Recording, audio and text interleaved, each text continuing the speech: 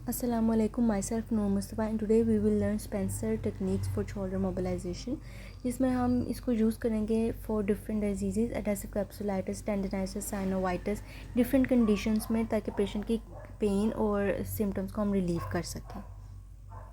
Help करेगा कि हम जॉइंट कैप्सूल और ग्लिनोइड लैब्रम की इलास्टिसिटी को इंक्रीज़ कर सकें ताकि पेशेंट की मोबिलिटी इंक्रीज़ हो।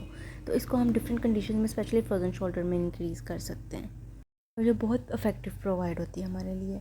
अब इसमें हम क्या करेंगे, इसके 7 ग्रेड्स हैं जिसको 1 बाय 1 हम देखेंगे। स्टेज 1 में हमने एक्सटेंशन इंक्रीज़ करनी है, जिसमें हम पेशेंट को साइड लाइन में लटाएंगे, एल्बो फुली फ्लेक्स्ड होगी, शोल्डर से स्टेबलाइज़ किया and then end range extension तक हमने ले जानी है। अब हमने पेशेंट को एंड रेंज जहाँ तक उसकी जा रही है वहाँ पे हमने शोल्डर को स्टेबलाइज़ करके अब हमने उसको ऑसिलेशन प्रोवाइड करनी है इन एक्सटेंशन। 30 to 60 सेकेंड्स के लिए हम इसको ऑसिलेशंस प्रोवाइड करेंगे। ठीक है, अब हम ऑसिलेशंस प्रोवाइड कर रहे हैं पेशेंट्स को। देन जब हम इसको 30 to 60 सेकेंड्स के लिए ऑसिलेशंस प्रोवाइड कर देंगे, फिर हमने पेशेंट्स को मेट्स करवानी है, मसल एनर्जी टेक्निक्स, जिसमें हमने क्या करना है, पेशेंट को कहना है वो आगे को ज़ोर लगाए, हम रेजिस्ट करेंगे। उसके बाद हमने इसको 5 सेकेंड के लिए होल्ड करना है। ठीक है, उसके बाद हम पेशेंट को या तो खुद पैसिवली लेकर जाएंगे या फिर पेशेंट से कहेंगे कि वो अगेंस्ट रेजिस्टेंस एक्टिवली अब एक्सटेंशन में लेके जाएं, तो हम देखेंगे कि पेशेंट की जो एक्सटेंशन की रेंज होगी वो इंक्रीज़ हो जाएगी। देन हमारे पास है ग्रेड 2, जिसमें हमने फ्लेक्शन की इंक्रीज़ करनी है रेंज। इसमें हमने पेशेंट की एल्बो एक्सटेंड करवा देनी है। उसी तरह हम इसको शोल्डर से स्टेबलाइज़ करेंगे। अब हमने पेशेंट को फ्लेक्शन के एंड रेंज में जाके ऑसिलेशंस प्रोवाइड करनी है, सेम उसी तरह जैसे एक्सटेंशन में की थी, 30 to 60 सेकेंड्स। अब मेट्स परफॉर्म करनी है, पेशेंट को कहना है वो नीचे को जोर लगाए, हम ऊपर को उसको रेजिस्ट करेंगे। अब पेशेंट एक्टिवली लेकर जा सकता है अगेंस्ट रेजिस्टेंस, या फिर पैसिवली उसको हम मूव कर सकते हैं। Then move on to grade 3, जिसमें हमने करनी है circumduction with compression. Circumduction with compression में हम क्या करेंगे, एल्बो फ्लेक्स्ड और हमने उसको एबडक्शन करवानी है शोल्डर की। उसी तरह स्टेबलाइज करेंगे shoulder, other hand grasping the elbow से ग्रास्प करेंगे और जॉइंट को अप्रॉक्सीमेट करना है, उसको कंप्रेशन देनी है हमने।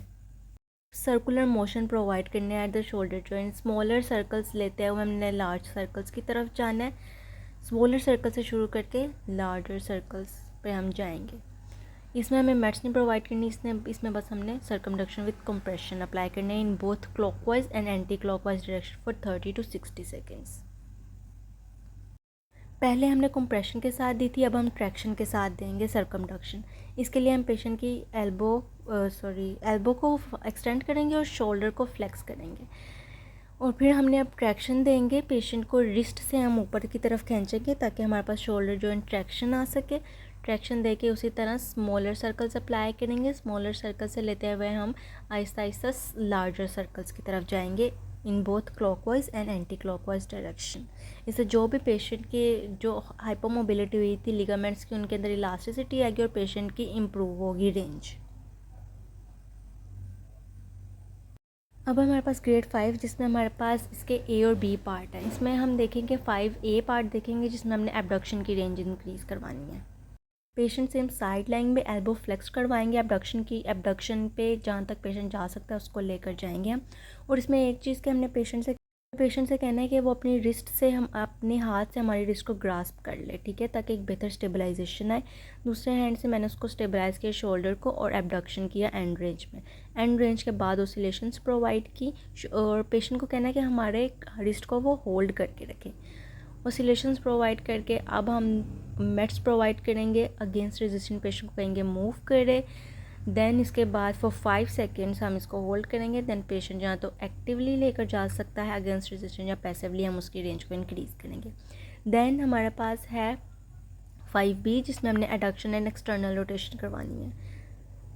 अब हमने पेशेंट की एडक्शन की इंक्रीज़ करवानी है। अब पेशेंट को कहेंगे, पहले उसने रिस्ट से पकड़ा था, अब अबव द एल्बो जॉइंट हमने पेशेंट को ग्रास्प करवा देना है, शोल्डर को स्टेबलाइज करना है। अब हमने पेशेंट को एडक्शन में ऑसिलेशन देनी है। एंड रेंज पेशेंट एडक्शन में ले गया, अब हम उसको यहाँ पे ऑसिलेशंस प्रोवाइड कर रहे हैं। 30 to 60 सेकेंड्स के लिए ऑसिलेशंस हमने देनी है, ठीक है। देन पेशेंट को कहना है कि वो मेट्स करे, अब वो पेशेंट अगेंस्ट एक्टिवली लेकर जा रहा है। एक्सटर्नल रोटेशन के बाद हम इंटरनल रोटेशन की अप्लाई करेंगे। इंटरनल रोटेशन में पेशेंट को कहना है इंटरनल रोटेशन लेकर जाए और अपनी जो back side of the pocket है उसको टच करे। पेशेंट मैक्सिमम ले जाएगा अपनी तरफ से, फिर अब हमने उसको इंटरनल रोटेशंस में एंड रेंज के बाद ऑसिलेशंस प्रोवाइड करनी है।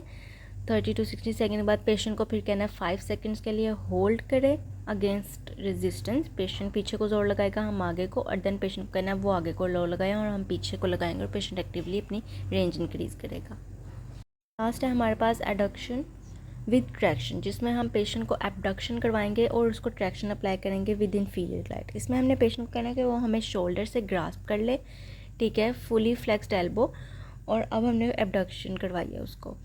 अब हमने क्या करना है कि पेशेंट को जॉइंट लाइन से बिलो ह्यूमरस से उसको ग्रास्प करना है और इंफीरियर ग्लाइड देनी है।